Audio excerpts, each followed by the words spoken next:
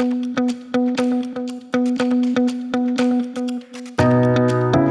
is Pastor Alan Jackson. It's good to be with you again. And we have a treat today, a real honor. We get to spend a few minutes with Bill Gaither. And we're going to ramble a little bit. I didn't bring an agenda. You are a window into the story of Christian music and music in general. So welcome to Murfreesboro. It's good to see you today. Pastor, it's very good to be with you. It's always good to be in this church. It's we are honored to have you back. It's what I call a big church with a small feeling. I mean, you feel like a tight family when you're there on that platform. I love to sing on that platform. Of all the artists that visit our church or minister in this place, I think you have the most loyal fan base. They'll be in the lobby 4 hours before showtime today, and they are the most aggressive at wanting to get in the door. I'm sure you see that wherever you go. You know, Gloria and I have been fortunate. We've been married now for 57 years, and before I met her, I thought I wanted to do music full time, and a good thing happened to me when I was 19 years old. I went out with a group of young musicians, never thinking about going to college because I wanted to do music, and it's a great year, best year of education I ever had because we starved to death. That's a good motivator. It's a good motivator. And so I got thinking, one of these days I'll meet a sweet little girl and we'll fall in love and we'll have kids. Kids love to eat. Food takes money to which is always the problem for the artist. I see them all the time and they say to me, what's your advice? And I always say, get a day job, learn some other skills, which I did. I came back home and went to college and majored in English, not in music. No. Mainly because I didn't want to spend the rest of my life pecking out notes to kids who couldn't hear pitches. I just didn't have the patience for that. I did have the patience to teach them grammar, to teach them the difference between nominative case and objective case and all that stuff. But I did not have the patience for music, and I knew that. So I majored in English and struggled, to be honest with you, because the music, I could do that without half thinking. But with English, that required a lot of reading. I grew up in a blue-collar home. Gloria grew up in a pastor's home, and there was a lot of reading. She knew all the classics. She went to college and majored in French and English, sociology, graduated cum laude. Wow. I graduated thank the laude and got out of the place. But it changed my life because by going to a Christian college, and I still recommend Christian higher education. Maybe after that you can go to some secular places. But a lot of kids meet their mates, their lifetime mates at colleges. It's such an important time in your life. You need the reinforcement of a Christian environment if you can. It's a very important time in life, and I've seen it happen both ways. In fact, I got a couple of grandkids that they wanted to get an education beyond where we were, and they did well. But at the same time, they missed out on, I think, a Christian social life that happens. They went to very prestigious schools, and that's good. But I think there's a trade-off there. I'm sure there is. I went to Oral Roberts University 100 years ago. Besides this building here, Mabee Center is one of the best buildings that we also perform in. We always have great crowds there. And Oral was there one time during one of our concerts. And I said, why does this big room feel like it's so cozy and warm? He said, it took an old tent evangelist to build this building. Interesting. It is. Oral was a character. He really was. The thing I noticed about him when we were down there, I didn't know that much about him, but as school was in session, he genuinely loved the kids. I mean, he had his arms around the kids. He cared about the kids. And he'd be on campus with us. He'd eat in the cafeteria some days, and he was authentic. You know, he could speak to huge crowds of people and he had a gift, but there was something authentic about him that always resonated, no matter the size of the crowd. And I often tell people, young kids who want to get into our field, into the music field, I said, number one, you've got to love people. And if that's a chore for you, you probably better do something else. You know, I think the country field is pretty much like that. In fact, in watching this latest Ken Burns documentary, one of the commentators, one of the artists said, this country music business was built one person, one fan at a time. People caring and saying, hi, how are you? And getting to know the people who support them. Well, there's some real common roots between country music and gospel music. Absolutely. We have done now probably maybe 200-300 different videos with themes, and about 10 or 15 of them have been our cousins. Back to the Ken Burns special, it's interesting. You know, the great writers and performers like Hank Williams, on his tombstone, although he wrote many great secular songs, I think I'm So Lonesome I Could Cry is one of the greatest songs ever written. I loved it when I first heard it. I still love it. But on his tombstone is not a secular song or a love song. Would not have been anything wrong with that. But on his tombstone is, I saw the light, no more darkness, no more light. I talked to Vince Gill the other day. In fact, I went to one of his concerts up in Indianapolis. Halfway through, the people were yelling, go rest high, go rest high. He says he can't do a concert without singing Go Rest High. And I think Chris Christopherson would be in the same boat with Why Me, Lord. Yes.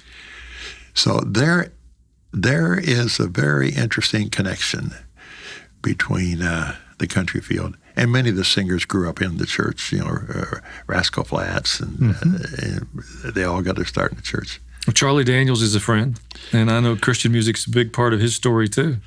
Charlie Daniels is just the real deal. He is. And let me tell you Charlie Daniels' story. I'd love one. We were in Woodland Studio one night, and we were scheduled to go on at 6 o'clock. The sessions go from 10 to 1, and then from 2 to 5. Mm-hmm. And we were supposed to be on at 6. And his was from 2 to 5. And as is very true with sessions, they don't always end when you want them to end, because if you're in the middle of it, you've got to get it done. It's like I suppose to be like a dentist with a patient. If you got him numb, you got to get all that stuff out of there while he's numb. So Charlie comes out at 5 o'clock to me, and I'd never met him. And they said, Charlie Daniels. And I said, Charlie, it's good to meet you. I've heard nothing but good things. And he said, I am really sorry. He said, we're digging into your time, but we got to get this done. I'll be happy to pay for you. I said, Charlie, I've been there. Don't worry. Take your time. We'll drink a cup of coffee. And whatever.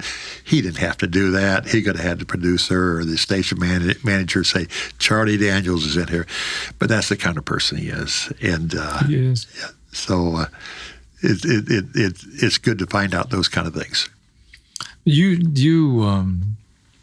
seems from my seat that you know just about everybody in the music business. When you do a homecoming video, yeah, it's like a who's who that's ever sung a gospel song. You know, that first video, the good things, Alan, that have happened in my life have just happened. You can call it a God thing or just a happening. I don't know. I look back and I have to say God was in my life on a lot of different turns. I wasn't that smart. We did that first video because we wanted to record an old gospel song called Where Could I Go, Oh, Where Could I Go? Needing a refuge for my soul. And we said, boy, it would really be great if we could get in some of our pioneers. Because at that point, in the late 80s, early 90s, people forget pretty quickly. And the country field had done a much better job in respecting their history and keeping and keeping their audiences current with where they came from. I thought they'd done a much better job than we had done. So we said, let's invite Hovey and Jake and James Blackwood and Howard and Vestal Goodman, George Payne, George Yance, Glenn Payne, and just to do this one tune. And Larry Gatlin, he heard we were going to do it. He said, man, I got to be part of that. So we came in just to do one song. And we got that. I guess they call that help me with the word, I guess they would just call it there's a word for it. We edit that. So. No. No, when you just do, when Michael Jackson first started it's just a video clip of one song. What did they call it? Well, there's a word for it, okay? Okay. And so we were going to do the one song. And so we worked on the one song for 2 or 3 hours, had a break, brought in chicken, and had fun. And we said, let's go take a picture around the piano. So we went around the piano, and Eva Mae Lefevre from the old Lefevre trio was there. And Larry said, play something, Eva Mae. And she started playing, I will meet you in the morning They started singing. Tears started rolling. And there was one camera just catching all the activity, or try as much as they could.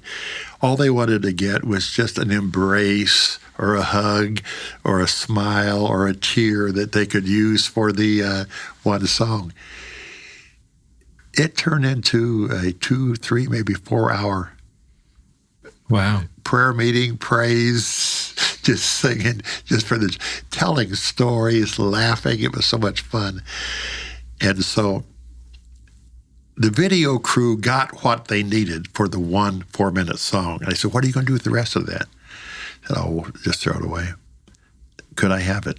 Yeah. So I took it back up at Anderson University, and there were about 4 hours of this. I said, you think we could salvage an hour out of this where the camera was right? And so the first video was totally a mistake. We just put together, we did include the 4-minute song that we wanted to try to get on TNN, on country music. Mm-hmm. But at the same time, we put together an hour, and I can remember CBN out on the East Coast. Norm Mental was the producer. He had seen it. He said, can I run that on the 700 Club? I said, Norm, this is not network quality. This is just a bunch of people having a prayer. No, I want the heart. And he ran it. And he said it literally jammed our phone lines of people calling and wanting to buy a copy. You want to call that a God thing? Absolutely. And some wisdom, too, on your part to recognize the opportunity. Yeah. But you have been good at that all through your career. You have been able to change or take a new step or allow God to open a door. Mm-hmm. It doesn't seem to me that you have fought change. You've been able to cooperate with it. Yeah. And that's brought a lot of blessings to you. Yeah, when people say, they ask me what changes I have seen in the music field, it's changed dramatically from Martin Luther. Can you imagine? They were accusing Martin Luther of writing tune streets. In my farthest imagination, I cannot imagine. A mighty fortress is our God, a bulwark never failing. I can't imagine that be a song that people were singing out on the streets. It doesn't sound like a bar song to me either. It's like a bar song. It sounds like song to me. But that's what they were accusing him of. It's not that people are against change. They're against sudden change. And so slowly things start changing. It was interesting here again, watching the Ken Burns special on country music and hearing some of the old guys. And the old guys who were smart said this. they said, they let me in when I came in, and my kind of music was pretty radically different from there. So I'm always getting questions all the time about the new praise and worship. And I said, you know what? I don't know a lot of it. I know some of it, and some of it is very good. But the same thing is true back in the 40s and the 50s when I started getting interested in music. There was a lot of bad stuff that's being written back then. Only the good survived, like, neighbors are kind. I love them, every one. We get along in sweet accord. Oh, but when my soul needs manna from above, where could I go but to the Lord? Where could I go? Where? That lyric lives today. It's for the same reason we still do Shakespeare. He talked about the truths that jealousy, hatred, love, all of those emotions that have been around forever from the beginning of time. Good songs do that. When we look back at the 50s, we think of people like Stuart Hamblen, who wrote, "The things of earth will dim and lose their value. If we recall, they're just borrowed for a while. Things of earth that cause the heart to tremble, remembered there, will only bring a smile." And but at the same time, there were other songs that didn't deserve to live, and they did not live. So sounds like when sermons. they asked me about current music, I said, some of it's good. Like, for instance, I said, there's a new praise and worship thing that I heard in the last 2 years that I dearly love. He's a good, good father. A good, good father. That's who he is. That's who he is. Because we know he's a good father, it defines me as to who I am. That's who I am. That's who I am. I call that good theology, good poetry, and good psychology. And it takes all three. I think it takes all three. I agree. When we were kids growing up, psychology was clear over to the one end, and theology was clear to the extreme end on the other side. The biggest change I've seen in the church in the last 50, 60 years are the two are coming together. I think that's the reason AA says, because they have to say to their people in the 12-step program, you have to have a higher power. We cannot do this just with science. And it's a very important part. And I'm glad. Well, people ask me a lot of times, excuse me, if I believe in prayer or medicine. And I'm like, yes. Both. I believe in prayer and mechanics, too. If I take my car to the mechanic, I pray before I leave it. Absolutely. I think we've got a false dichotomy. Absolutely. And you mentioned Oral Roberts before. I think he would quickly say that. And in praying, he would pray for the doctors. And in fact, was the reason he started a medical hospital there. Absolutely. I was there when he did it. I know he believed in prayer and medicine. Yeah. And I think it is a new day, and I think that Gloria and I, or I'm proud, I can brag on some of Gloria's lyrics here, but she wrote a song one time that says, "I will go on." It's a matter of getting your past behind you. Now, you could either go to a counselor for several periods of counseling, and it may take that too. And I recommend good Christian counselors. But at the same time, it's good theology, because the Apostle Paul says, I will press on toward, you're the theologian, the prize, the high calling, and leave those things that are in the past. Now, she put it in poetry by saying, I repent for moments I have spent recalling all the pain and the failures of my past. I repent for dwelling on the things beyond my power to change, the chains that held me fast. I will go on. The past I leave behind me. I gladly take his mercy and his love. He is strength and peace and sweet relief, and I forget the rest of the chorus. That's powerful. The last verse says, I give up the bitterness and hate and blaming men and fate for all my discontent. The guilt and pain I empty from my cup so God can fill it up with peace and sweet content. Now, that's good theology. Absolutely. That's good psychology. It is. It's good music, too. It's good music, too. I'm visiting with Bill Gaither, one of the most influential persons, not in just Christian music, but in American music. You're kind. You have published more than 600 songs. And I started looking down the list, and your contribution is just staggering. Because He lives, the King is coming. He touched me. Let's just praise the Lord.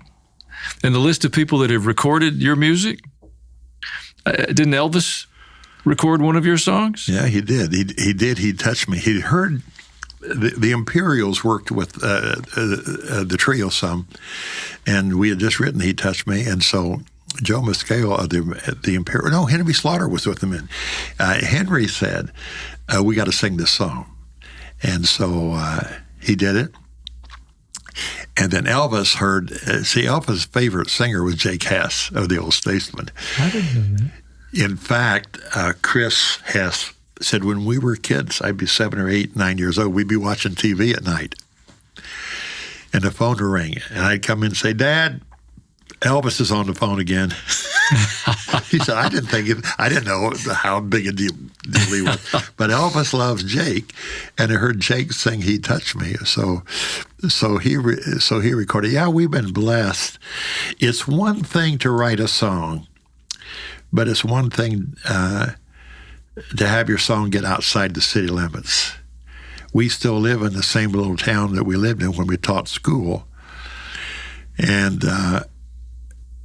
we thought we were going to teach the rest of our lives. I taught for 10 years. Gloria taught for about 3 or 4, and then we started having kids. And we were writing, every time we had any spare time. And our night job overtook our day job after 10 years. My accountant said, "Bill, how long are you going to continue?" And by that time, we had also started singing. In the beginning, we were just happy to get our songs to Jake and to the people who were traveling and doing it. But then there were some churches who started saying, "We'd like to have you come and tell us how you wrote your songs." And I'd say, "Oh, I'm not that good." He said, "We don't care about it." In fact, I had one preacher said, "Bill, most of the traveling groups I have come in here, I usually tell them to sing more and talk less. In your case, why don't you sing less and talk more?" So that started the trio thing. And then Gloria got to the place where she said, that traveling is getting old for me. I still love it. We do about 60, 65 dates a year, just selected places like World Outreach Church. Thank you. But it's still fun. I mean, the folks will come in here tonight and expecting, and we've got some good things. Our problem is we've written so many things, and to keep including the things that they knew us for, and then we're always excited about new stuff, It'd be hard to build a set list. Yeah. I told you that I started a song on the way down from Nashville this morning, and I even forget what it was. You have to be saved to drive in Nashville. That's the truth. You have to be, because you don't think everybody else on the road is, so you better be. Humor is a big part of not only your music, but your presentations. And I think that's such a strength. You can laugh. You laugh with us, and you're not ashamed or afraid to let people laugh at you a little bit. Yeah. There are kids all the time going to colleges, and one of the majors that they can major in is communication. And as a kid, I can remember my granddad. His name was Grover. People don't name their kids Grover much these days. The night before he died of a heart attack on the tractor, he was 75 years old. So as my old doctor friend said, he died with his boots on. And he was telling Dad stories, and I'd heard some of those stories again. He always told about Irishmen, Pat and Mike, the Irishmen. But they were laughing so hard when I went outside my door, both Dad and he had tears in their eyes with laughter. And I looked at that and I said, what a wonderful relationship between a father and a son, to be able to just share joy in life. And And when you grow up on a farm, there's so many just stuff that it just happens, and you got to have a sense of humor.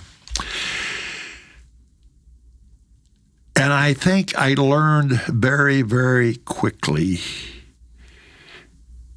that if you're going to penetrate with an idea that you think can change a person's life, somehow you got to relate to them. And you've got to get their attention. And Alan, you know and I know, that's especially hard with men. It just really is, because worship comes easily to women.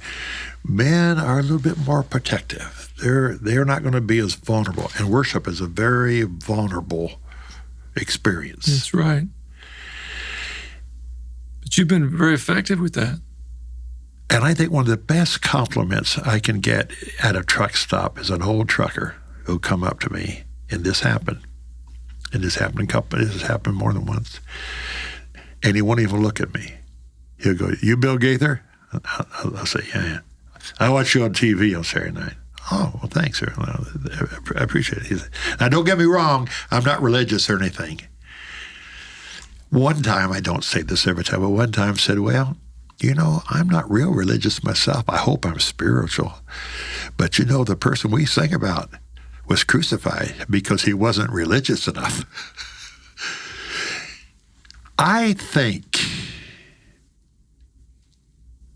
that will still get me up in the morning, to simply say, absolutely, there are some people out there, and I've had them write me on the videos. I had one old character write me and said, "I know what you're doing. You're getting in there with all those guys, and you're having all that fun, and you're laughing and everything, and then you turn a corner, and you stick it to us." And I said, "Guilty as charged." Absolutely. You figured me out. So it's an interesting, from time to time, secular writers, newspaper writers, and interview me and say, "Now, do you consider what you do entertainment or ministry?" I love that question. I love Hovey Lister of the Old Statesman Quartet, who was a great entertainer and also a great minister, said, when they say, "Are you consider yourself entertainment or minister?" Hovey would say, "Yes, yes, next question." I have said recently, why don't you ask the person who bought the ticket or who got the record? I think we are hoping that ministry is happening, but only the Holy Spirit can do that. And we probably better have some kind of device, call it entertainment, call it anything you want to call it. Jesus must have been a pretty good entertainer to hold the attention of 5,000 people.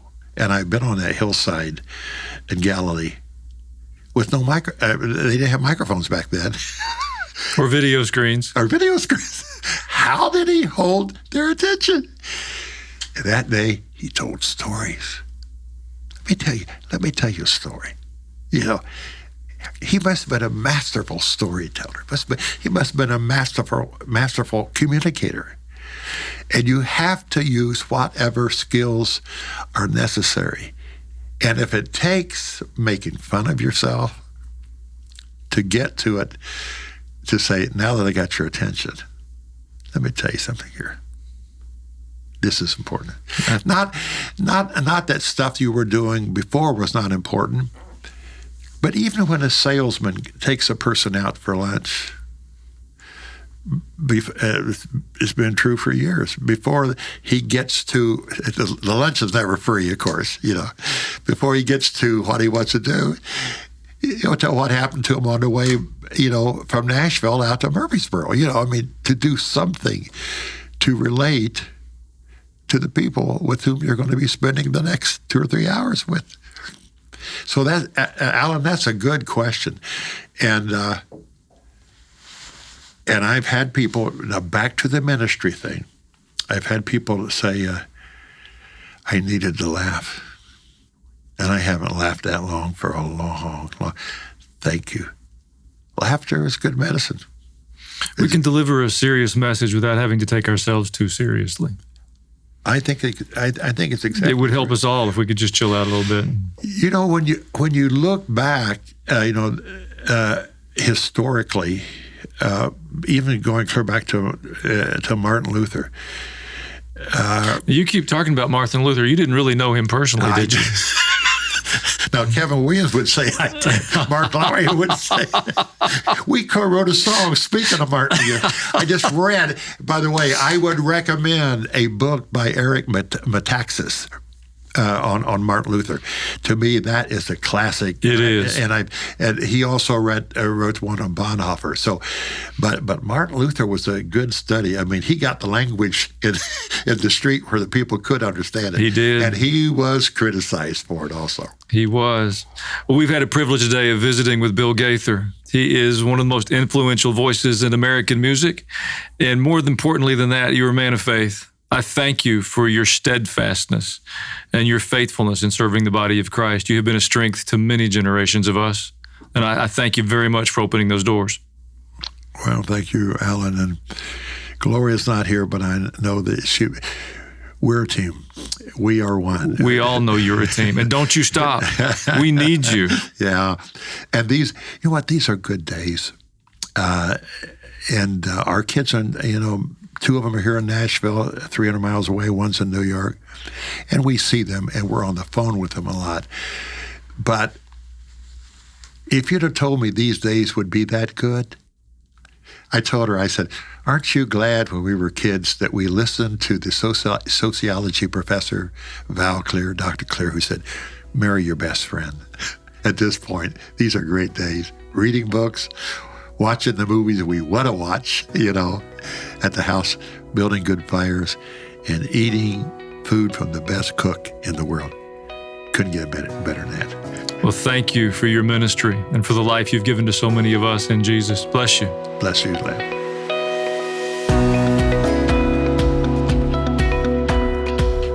Thank you for listening to the Alan Jackson Ministries podcast and for your generosity in helping us get these messages out there for others. So if you feel led, check the link in the description to give. But until next time, stay encouraged.